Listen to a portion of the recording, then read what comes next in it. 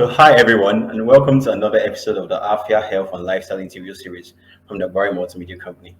At Afya, we'll be inviting well-seasoned health specialists to educate you on the causes and prevention of diseases, debunk some of the myths you must have heard about certain diseases, and also provide you with actionable tips to healthy living. If you're a first-time viewer, thank you for stopping by. We hope you enjoy what you see. And to our returning subscribers and to our returning viewers, it's great to have you here again. Please don't forget to like, share, and leave your comments in the comment sections on maybe your questions or just feedback. It's how we know that you are enjoying what we do. Now, on today's episode of Afya, we'll be touching a health condition that is just gaining recognition or is just coming into prominence in this part of the world. We're talking about it's depression. I know some of us must have heard about it. Some of us don't even think it exists. Some of us we have fairly or halfly big knowledge about it. So we'll be talking on depression. And I hope you stick around long enough to hear all about it. As Africans or Nigerians generally, we're already used to attributing physical symptoms to diseases. And so accepting depression might be daunting for some others because it does not manifest physical symptoms. It's not like the person has fever. It's not like the person has running stomach or something. It's just something the person feels in their head. And so it's hard to convince someone, or it's hard for people to buy into the whole depression thing. Some people think, oh, it's just an excuse or something like that. But on this show today, we've brought a well-renowned healthcare specialist in the person of Dr. Abounu to help us shed more light on depression and how to manage it, what it is, how to manage it, and the next steps. So Dr. Abounu is a former national president of the Nigerian Medical Students Association. He graduated from the University of Lagos and has his specialty training in psychiatry at the prestigious Maudsley Hospital, London, which publishes its own guideline for the practice of psychiatry. He is a member of the Royal College of Psychiatrists and holds an LLM diploma in mental health law from Northumbria University, Newcastle. He has been practicing as a consultant in the UK since 2012 and has worked in various NHS trusts and private hospitals in the UK. Currently, Dr. Abounu works with young people with eating disorders as a consultant psychiatrist. Outside work, Dr. Abounu is an avid reader and enjoys exploring entrepreneurial activities. So guys, let me bring him up to the stage. Hello? Hello, Hi. sir. Thank you for inviting me Yes, to your. thank you for obliging our invite, sir. It's great to have you here. Absolutely. Yeah, I hope the day is going fine. Yes, by all means. Yes. Oh, okay, so let's get to it. So before I like us to ease into the topic. So I'm going to speak on something not related to the topic per se. So the first question would be why psychiatry? Why did you throw that path after medical school? Application. You're right. And this stems from in my final year of medical school in Lagos, almost Hmm. 20 years ago. I went for this conference in Groningen, somewhere in Netherlands. Actually, the summer school on oncology, Okay. and at the University of Groningen, north of Netherlands. And I found oncology to be exciting, interesting, but also very depressing because my first field, the ward I was working at are children with cancers, and you can imagine how depressing that can be. And I enjoyed the work the psychologists did with the children. And when I first started thinking of psychiatry, as you know, psychologists are not medical doctors, but psychiatrists are medical doctors who then go on to specialize and subspecialize in the field of psychiatry, child psychiatry, old age psychiatry, neuropsychiatry, general adult psychiatry, and so on. I started thinking of becoming a psychiatrist from then. And once I graduated and moved to the UK soon after graduation, I wasted no time in starting the training program almost 18 years ago at the Maudsley Hospital, the King's College Hospital Guys and St. Thomas rotation, which I think is the most prestigious in the country, probably. Yeah, and here I am today. That Yeah, sounds very interesting, sir. yeah, Yeah, so moving on to the topic for the day, we're talking on depression. yeah. Yeah, and as you said before, unlike in the West, in this part of the world, in Nigeria, Africa generally, when you hear things like most mental health illnesses, depression is not excluded. People don't usually pay, or people don't pay much. Either they don't pay much attention to it, or they just don't believe it. Maybe it Mhm. could be because yeah, maybe some of these things they are atypical. People are not used to things like that, and so most people have this mentality that it's a white man's thing, or it's just if someone says I'm depressed, most a good number of these people in society will feel like this one is just saying. It's like we've not totally bought into it, or we don't know that these things we've not accepted that this thing is real and it's among us. So the first thing I want you to do is just help us shed light on what depression is and like the prevalence globally. So depression is actually a clinical condition, which means it requires a diagnosis by a doctor. Uh, Okay. well accepted symptoms that cut across board for people who suffer with depression. The most common of which is low mood, which is what everyone seems to call depression. Oh, he's unhappy, he's crying, so he must be depressed. But no, low mood alone is not enough for you to have depression. You must have had low mood, yeah, for at least 2 weeks. Yeah, ongoing Okay.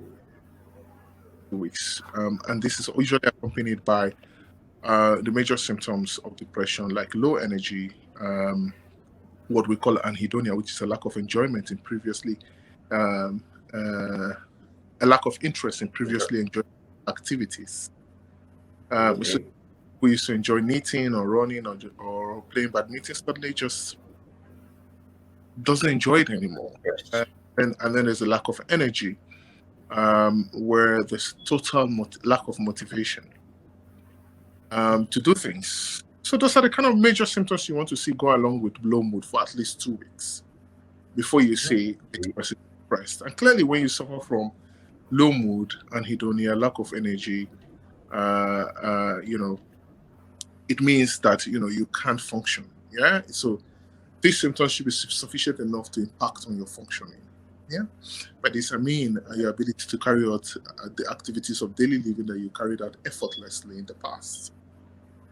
And there are other symptoms as well: lack of sleep, which we call insomnia, lack of a drive for sex, for instance, low libido, um, low appetite. So these are secondary symptoms of depression. But you don't need to have all the four major symptoms of depression to qualify for to qualify for a diagnosis of depression. You could have two or three of the major symptoms and two or three of the minor secondary symptoms to qualify for diagnosis of depression. But I think one thing that is key is the low mood. The most for most patients there is low mood. And another key thing that leads to diagnosis is that it impacts on your function. So whatever impacts on your functioning, you don't go to work anymore. Your friends say there's something wrong with this Yeah. guy. Wrong. This is not him. You don't go to school, or your relationships begin to suffer. It can't be something you willfully bring upon yourself. And that's why it's called a disorder. That's why it's an illness. Because no one would want to be in that. Is it Actually. an illness to joke with? Hell no. It's a terrible disorder. And it should be treated as such, in the sense that if people don't bring it upon themselves, it's a very serious illness that requires treatment early.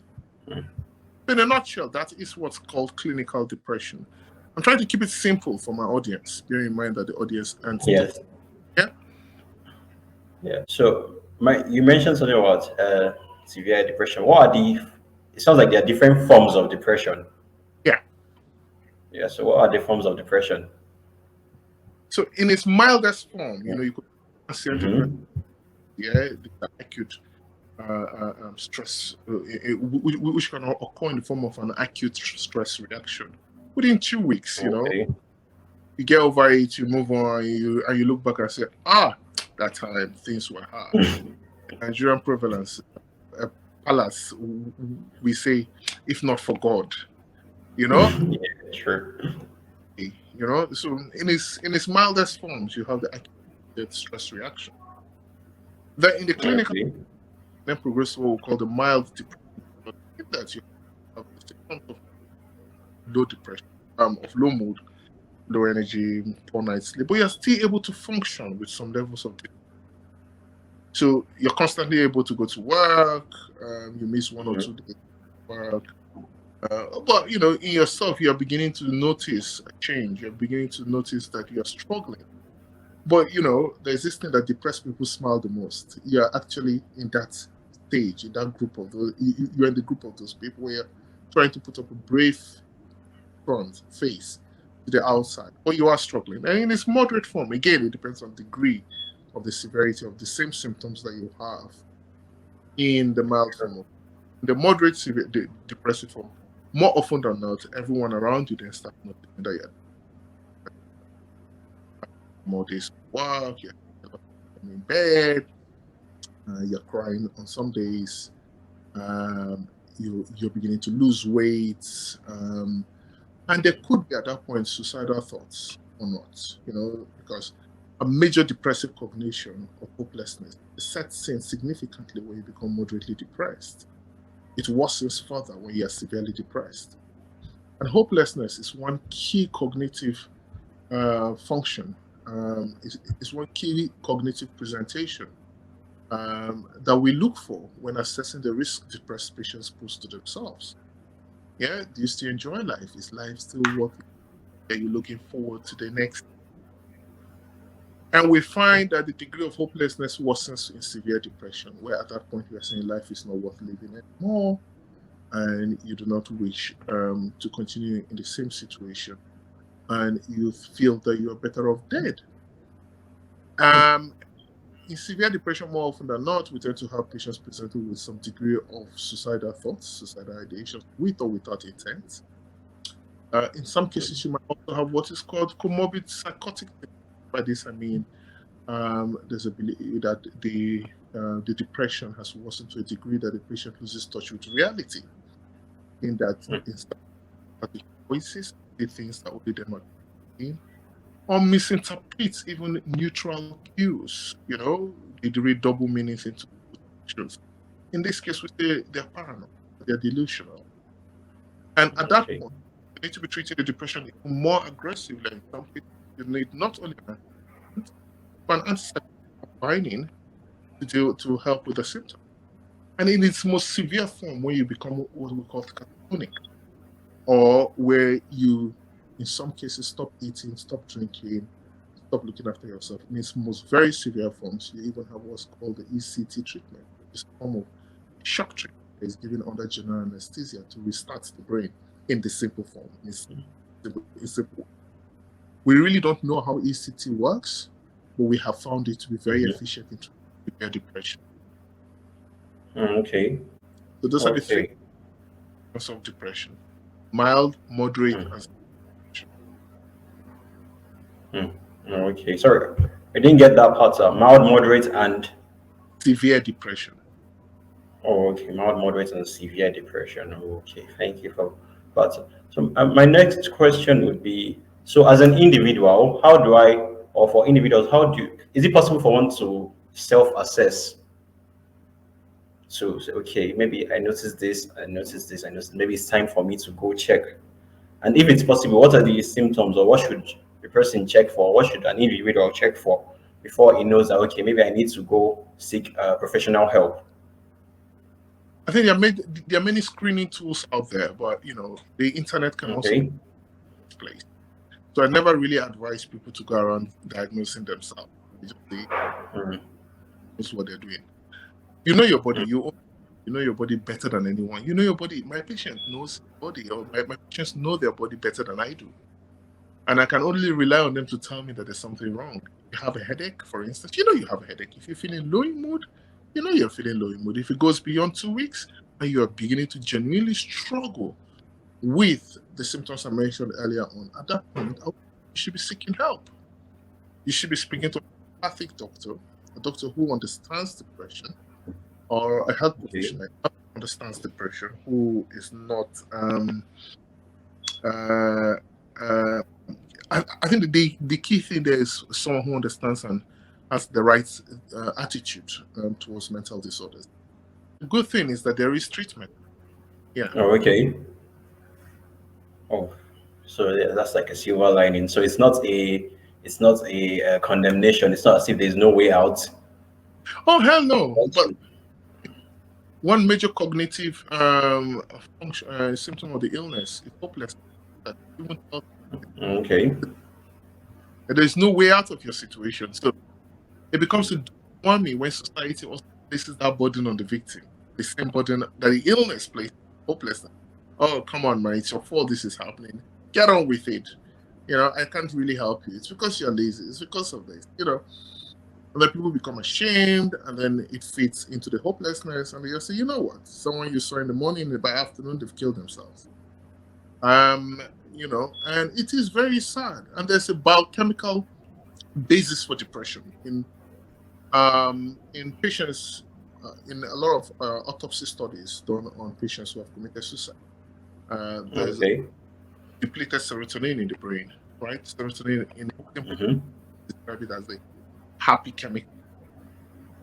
And one of the major treatments is of drugs which tend to increase the serotonin, this happy chemical, the amount of the happy chemical in the brain. Thank you for that, sir. Yeah, so there was you mentioned something about I was going to touch on that about how like hopelessness is one of the symptoms or one of the presentations, and in a sort of way, it's like a negative feedback. I feel like there's sort of a negative feedback loop there, where okay, so I'm depressed, and then the hopelessness sets in. So I'm less likely to seek help, and then my condition worsens, and then hopelessness, I'm less likely to seek help. So it looks like at that point, it's not. Sometimes it looks like it's not even in the individual's Abs- power, the Absolutely. intervention is. So what can or how can others or how can other people be more mindful of these things? How do we be more sensitive to these sort of things? How do we notice that okay, this person is acting weird or this person is acting somehow? Maybe I should call it in. And how do I present it to this person? Say okay, or how do I say that you might be depressed without the person taking offense? So again, everything depends in psychiatry. The degree, or like in any medical condition, degree of the symptom Mhm. of the really matter. In the mild depression, more often than not, mild to moderate depression, more often than not, the patients seek help themselves, right? Oh, In okay. other thoughts, where hopelessness are certain, unlikely, patients are unlikely, like you rightfully described, it's unlikely to feel motivated. Now, in the West here, yeah, where we have what's called the mental, that's one area of interest I have, is that we use what's called the Mental Health Act. We go in with social workers, two psychiatrists, independent, who don't know themselves, assess the patient. And if the patient is deemed to be of high risk to themselves, they are detained in hospital for treatment against their wish. Um, Okay. and there are lots of safeguards with that process. So I can't just wake up and meet a psychiatrist and say, okay, you know what, Kende owes me money. So we're both going to sit and inject. There are lots of safeguards. The family, Okay. Section 3, for instance, the family have to agree. The nearest, what's called the nearest relative, by law, Mhm. needs that goes ahead. And if that person doesn't, then we have to go to court. Unfortunately, we don't have that here. You know, we don't have that. In fact, suicide is still a criminal offense in Nigeria. Suicide is. Mhm. Let me rephrase. Obviously, you cannot jail someone who has succeeded in killing themselves. But suicide, Attempted suicide. it's a criminal offense. You go to prison for attempting to kill yourself instead of the system saying, hell. What will push a man to a point where he doesn't think life is worth living? Hmm. Why? Maybe this man needs help. So there needs to be a rethink. The stigma, yeah, is Mhm. by government policies. And who makes the government? Who makes up the government? The people. Yes, true. So I'm sorry if you don't have a strong family or social network. Yes, you're hopeless and you're suicidal. Uh, Outcome without a strong network. The outcome could be your guess is as good as mine. And that's why we need the right legal framework in place to help these people, the people who need Sure. help. We need the right legal framework. We need the right attitude from the government. Um, but like I said earlier on, some social factors are protective against the people. Increased religiosity. There are lots of studies out there to say that it's protective against some types of depression, and yeah, in some cases also protective against suicide. And I think we are already beginning to see the effect of that in Nigeria. Someone will be very depressed, but they'll be going to say things like, my God will heal me. That in itself, I don't dispute that. So believe in having faith. That it doesn't matter what it is. Just having faith in increased religiosity can be in some cases protective. It's for the people around it's for the support network. Is that if Okay. press, you go and see him and he says, Mhm. leave me, please do not leave him alone. Force him, drag him into, get him to start the treatment. Keep an eye on him. Move into his house if you can. In this country, Okay. we sometimes have patients on one-to-one observations. That means that even when they go into the toilet, someone goes in with them to stop them from killing them. Hmm. Because there is treatment. And once you come out of the face, you thank the system. You say, thank you for believing that, for believing in me as a person, for keeping me alive. Now I feel Sure. different. Now I'm thinking differently. And, if you Mhm. got me, I would have killed myself. Do some people still end up killing themselves despite all these measures? Yeah. We're not always successful. Okay, thank you very much for that. So I feel like there's been a lot of information. My next question would be: so, how are there risk factors or that predisposes someone or people to depression, or are there causes or risk factors that increase? There are risk factors. There are definitely risk factors. It's genetic, Okay. first degree Mhm. relatives with Mhm. depression. By this I mean a parent or a sibling. Yeah. Uh, Okay. there's a major risk factor. A history of suicide, family, first degree as well to second degree, is a risk factor. Mhm. In Mhm. middle age, jobless, not in any confiding relationship. These are major risk factors. Unemployment is a risk factor. Hmm. Uh, so that's, of course, the social situation. A personality Okay. traits, can be can be a risk factor. It's a risk factor. Yeah. Okay. Okay. Yes. Thank you for that. So I'm following up on what you said. So are there steps that individuals can take to prevent depression, or in the cases where they've had it and they got therapy, to prevent a rebound? Well, are there steps that people can take to prevent depression? It's a very far-reaching. Keep healthy. Okay. Keep active. Have a Mhm. uh, which means they are always able to consider alternatives in the situation you are in. Mhm. Helps. Being in a confiding relationship helps. Um, Okay.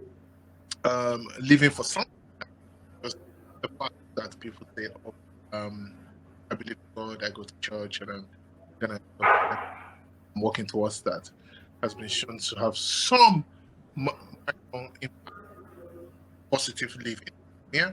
Same thing with if you're a Muslim, Hindu, whatever it is you choose to be, has some impact. Positive living. Okay. So avoiding situations, choosing your battles very carefully, because sometimes if you know you already have that vulnerability, if you have the personality trait, Okay. sucked into things very quickly, and you have the genetic loading, or you've suffered with the previous episode of depression. Uh, I say it's always better to be happy than right. So if you're going to get into a situation where it will take a lot of effort for you to prove that you're right, it might be better to walk away from the situation. In that case, you remain happy. But you might be wrong. By this, I don't mean you should take injustice. Just little Okay. quarrels here and there. that you have with friends and siblings that add up over time. It's just a Okay. daily life. If you've suffered with depression before and you've had therapy, for very mild cases of depression, we tend to start with therapy, what we call CBT, cognitive behavioral therapy, which is Okay. teaches you to and behave differently to situations. So essentially, you are taught healthy ways of stressful situations. You can't change the situation, but you can change how you respond Mhm. to the situation. I use the word respond, not react to the situation, because they're two different things. Okay. Yeah, and understanding the triggers, journaling, keeping a journal, and understanding what triggers each episode. Yeah, that then helps you avoid the triggers. Hmm. So you can see that there's a lot of work on the sufferer of this terrible Yes. as well, and that's why they need support, relationship, support family, uh, without being judgmental and discriminatory, in order to help them and get through Sure. battle with the ill. Uh, yeah, I know even a whole day would not be enough to talk about depression, but like, we have to keep it simple and short. So, like, a take-home message for our viewers on depression. keep it open about everything in life. You don't. We all Mhm. don't know all, and your viewpoints on an issue is influenced by your environment and what you know, really, and what you've been Mhm. fed in the past. And this is one major reason why people discriminate against people with mental illness. If we can True. reduce it, then the stigma will reduce, and people will be able to access better treatment. Thank you very much for that. So that was apt and concise. So, to our audience, I want to say I hope you guys have been able to gain some things. There was something you said that was very, I feel like it hit. It's better to stay happy. Okay, maybe that's not how you put it, but stay happy. Sometimes That's staying happy beats. right all the time. Yes, yes. I feel like that's something that some people should actually go by. It's not every time you want to argue and prove your point. Say Sometimes. every time you argue and you win the argument, something happens. Hmm. Stress levels go up. You lose Hmm. money, and then Yes. you realize afterwards that the argument wasn't worth it. But imagine doing that. Yeah, I know people who are professional, debate, whatever. If there's any word like argue, then we will use that for the sake. But Well, once you say yeah. that they are there to argue, if you're not ready for an argument, they bring up one. Um, I tend to up a lot of things and just move on with life, and just say, hey. Okay. So, in essence, what I have said there is aim to smile more than Mhm. cry, aim to laugh more. The more you, Okay. yeah, if you laugh more, Mhm. means that you end up laughing more every week, and then you end up laughing more in every month, and then every year. Mhm. So it's a purposeful journey. Laugh, I mean, the journey of laughter is intentional and purposeful. Okay, so I think it is safe to say that laughing and smiling is a bit therapeutic. It is therapeutic, but don't go about laughing and smiling at Ojualeba, please. You might, for no reason, you might get slaps. But yes, doing pleasurable things, yeah, just Yeah. engaging in the habit of what makes you happy, Hmm. or of what makes you happy. It's intentional, Okay. yeah, and it should be purposeful. Hmm. Okay. Okay. So thank you very much for that, sir. Thank you for obliging our Mm, invite. It was great having you here. It was great having you yeah, here, and I feel like you've said a lot. And anybody that listens, they will actually get a lot to pick up from all you've said. thank you very much, Yeah. Kende. Yeah. It's been You're welcome, fabulous sir. So, with you. yeah, thank you, sir. So we've gotten to the end of today's episode. Thank you, our audience, for sticking by, and I hope you were able to gain some interesting insights on depression. And guys, don't forget that depression is real and it's out there. And something as simple as just, as I said, smiling, walking away from arguments, keeping healthy can help you get over it. And to others, we have to be more conscious about people. If you notice that your friend is acting maybe start acting differently from how I was acting before, you could call for, advise him to seek help, advise him to seek professional help. And we have to be more mindful. We have to be nicer to people. We don't know what people are going through really. So I think it pays to just be nice. As he said, it's not like you should take injustice, but it's not every time you have to argue. It's not every time you have to fight. Guys, don't forget you can head over to our YouTube channel to view our Amazons and Afripreneur series.